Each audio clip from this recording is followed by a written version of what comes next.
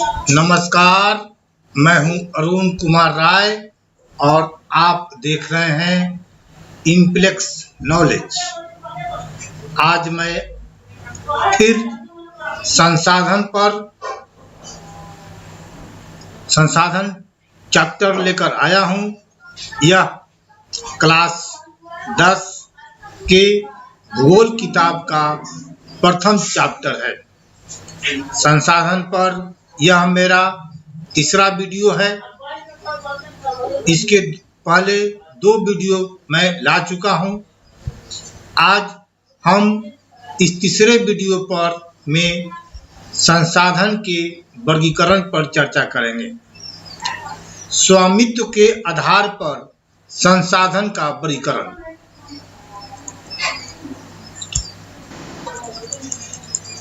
स्वामित्व के आधार पर संसाधनों को 4 वर्गों में बांटा जा सकता है।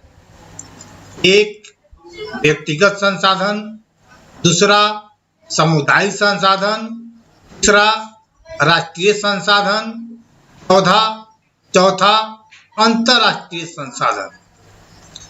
व्यक्तिगत संसाधन वैसे संसाधन जो व्यक्तियों के निजी स्वामित्व में हो, व्यक्तिगत संसाधन कहलाते हैं।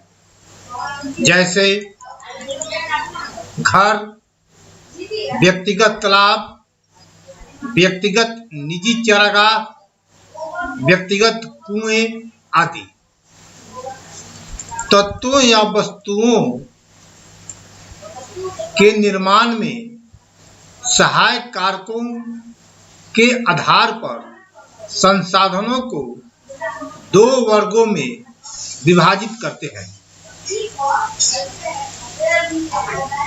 प्राकृतिक संसाधन, मानव संसाधन। सामुदायिक संसाधन वैसे संसाधन जो गांव या शहर के समुदाय अर्थात सभी व्यक्तियों के लिए उपलब्ध हो। सामुदायिक स्वामित्व वाले संसाधन कहलाते हैं। जैसे सार्वजनिक पार्क, सार्वजनिक खेल का मैदान, सार्वजनिक चारागाह,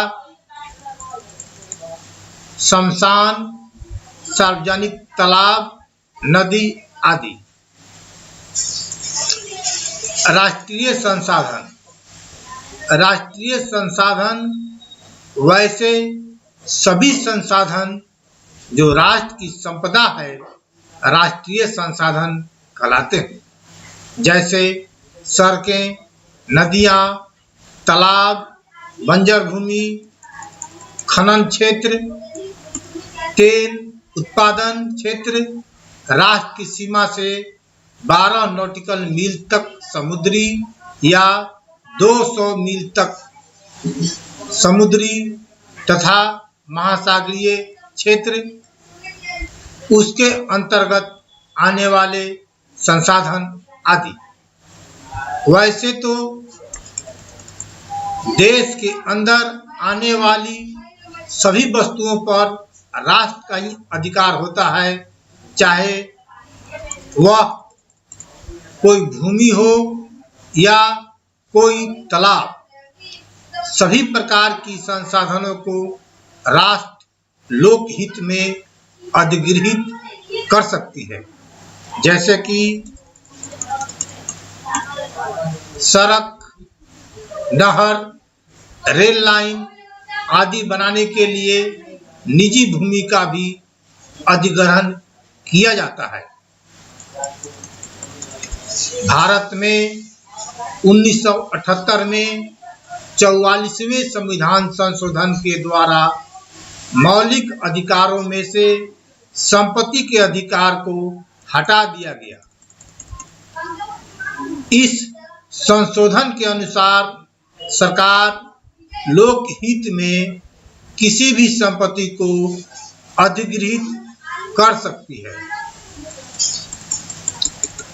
भूमि अधिग्रहण का अधिकार शहरी विकास प्राधिकरणों को प्राप्त है। अंतर्राष्ट्रीय संसाधन तटरेखा से 200 समुद्री मील के बाद खुले महासागर तथा उसके अंतर्गत आने वाले संसाधन अंतर्राष्ट्रीय संसाधन के अंतर्गत आते हैं। इनके प्रबंधन का अधिकार कुछ अंतर्राष्ट्रीय संस्थानों को दिए गए हैं।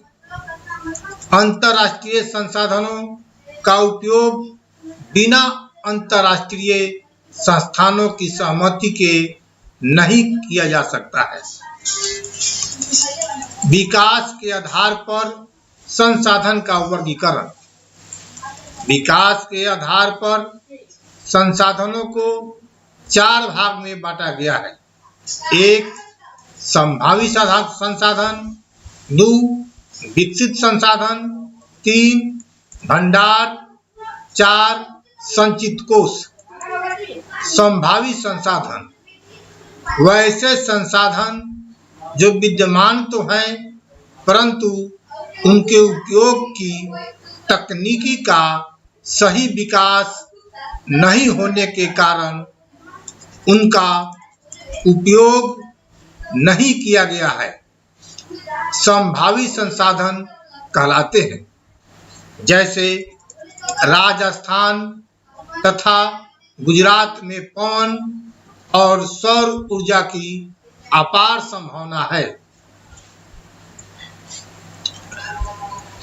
परंतु उनका उपयोग पूरी तरह नहीं किया जा रहा है, कारण कि उनके उपयोग की सही एवं प्रभावित तकनीक अभी विकसित नहीं हुई है।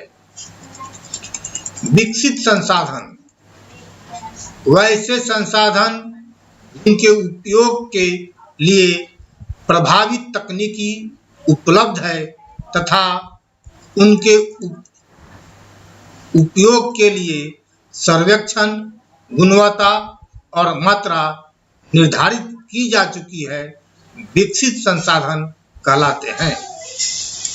भंडार वैसे संसाधन जो प्रचुरता में उपलब्ध है परंतु सही तकनीकी के विकसित नहीं होने के कारण उनका उपयोग नहीं हो पा रहा है, भंडार कहलाते हैं।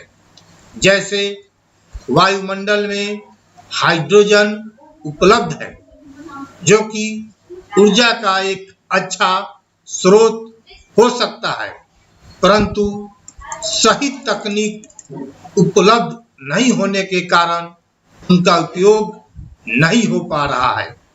संचित कोष वैसे संसाधन जिनके उपयोग के लिए तकनीकी उपलब्ध है लेकिन उनका उपयोग अभी आरंभ नहीं किया गया है तथा वे भविष्य में उपयोग के लिए सुरक्षित रखे गए हैं, संचित कोष कहलाते हैं।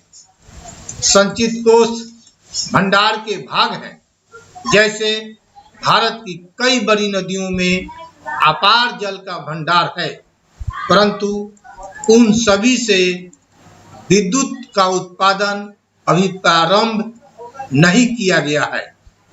भविष्य में उनके उपयोग की संभावना है, अतः बांधों तथा नदियों का जल, वन संपदा आदि संचित कोष के अंतर्गत आने वाले संसाधन हैं।